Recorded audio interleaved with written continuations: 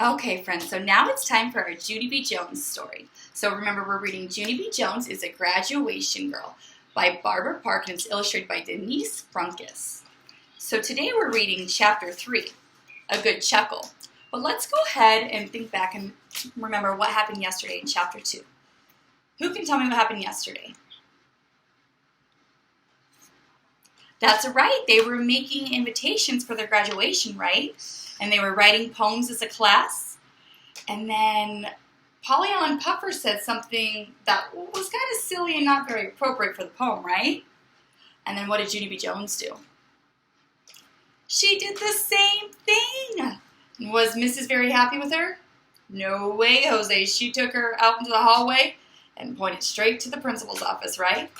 All right, let's see what happens in Chapter 3, A Good Chuckle. The office is where Principal lives. I know my way there by heart. There's a typing lady there, too. She looked over the counter at me.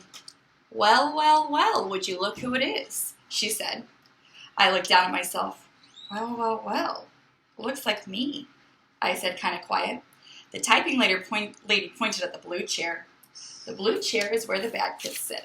Only I'm not even bad, but I still have to sit there sometimes. I put my feet on the edge of the chair and I hid my face in my knees. If you don't hide your face, people can recognize yourself. Finally, I peeked one eye at Principal's door.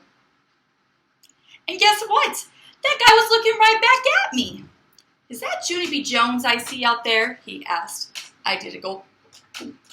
Because Principal can't even recognize me from one eyeball, apparently. I went into his office, and I sat in the big wood chair. Principal winked at me. I'm a little bit surprised to see you, Junie B, he said. You haven't been sent here for quite some time. I nodded. I know it, I said. That's because my behavior has shown considerable improvement. I pronounced the words very perfect. My teacher printed those words on my report card, I said. And guess what else showed improvement? My speaking, that's what. Because I don't say runned anymore, and I don't say feet, and I don't say throwed. Do you want to hear me say them right? Huh? Do you, Principal? I took a big breath. Ran, thought, through, I said. I smiled very proud. See, I told you, Mother says I'm getting a better vocabulary, I said. Vocabulary, said Principal. Whatever, I said. Principal smiled. Yes, well, I'm delighted with your improvements, Junie B, he said. But if everything has gotten better, then why are you here? I wiggled in my chair, very uncomfortable. Because it wasn't my fault, that's why, I said. What wasn't your fault? Said Principal. I wiggled some more. Then finally I told Principal about how my teacher made us write a graduation poem, and how she said the last word had to rhyme with glue. And so Polly Allen Puffer rhymed the word P-U, I said. But then Mrs. got very mad at him because she did not appreciate his behavior, young man. Only too bad for me, because my brain thought of an even sillier poem and my mouth couldn't even hold it inside. Principal closed his eyes. He did some deep breaths.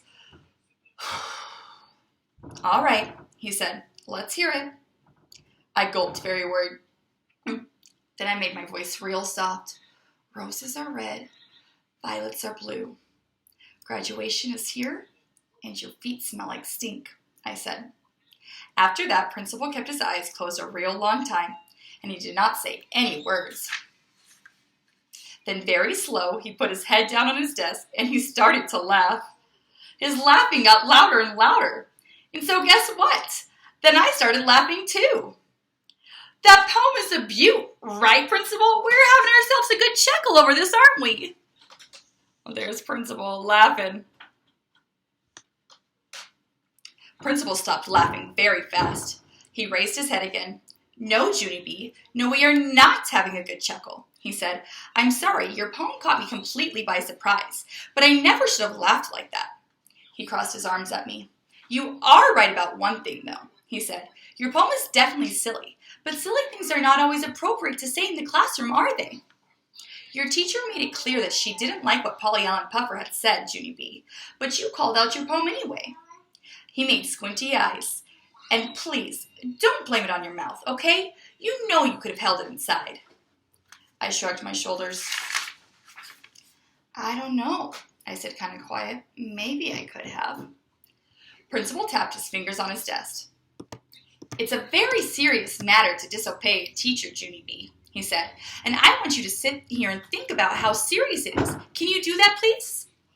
Yes, I said, I can. After that, I squeezed my eyes real tight, and I thought and I thought and I thought. Finally, I opened my eyes again. Good news, I said. I've said my last stink. Principal nodded his head. That is good news, he said. Then he stood up and he held my hand and he walked me into the hall. It's been an interesting year getting to know you, Junie B Jones, he said. You're a fascinating little girl. Thank you, I said. You are fascinating too. After that, both of us waved goodbye and I started skipping back to room 9. Then all of a sudden, I stopped and I spun around. Yeah, only we're not saying goodbye forever. Right, Principal? Right? Because next year I will get sent down here too, probably. Or else you and I will still see each other in the playground, right? Principal did a chuckle. Right, he said. Hooray! I said, hooray, hooray! Then I turned back around and I skipped to room 9 my fastest, because maybe if I hurried I could still sprinkle glitter on something. Junie B Jones was worried about missing Principal, huh? Tomorrow we're going to read Chapter 4, Caps and Gowns.